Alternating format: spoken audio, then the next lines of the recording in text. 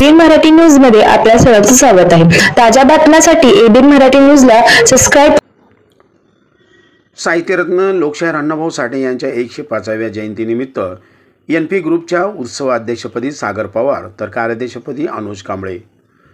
साहित्यरत्न लोकशाहीर अण्णाभाऊ साठे यांच्या 105व्या जयंतीनिमित्त एनपी बहुद्देशीय सामाजिक संस्था सोलापूरच्या वतीने नूतन पदाधिकाऱ्यांची निवड करण्यात आली। प्रथमतः साहित्यरत्न अण्णाभाऊ साठे यांच्या प्रतिमेचं पूजन करून अभिवादन करण्यात आले। तदनंतर निवडीच्या बैठकीला सुरुवात करण्यात आली।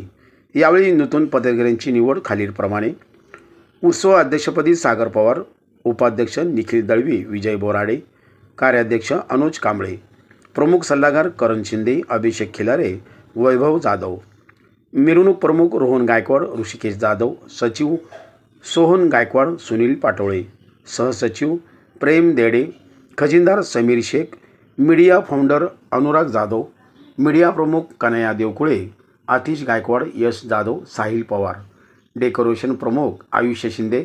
तसेच एनपी सामाजिक संस्थेची निवडीची बैठक हॉटेल ओरिएंट बाळवेस मल्लिकार्जुन मंदिर समोर येथे घेण्यात आली।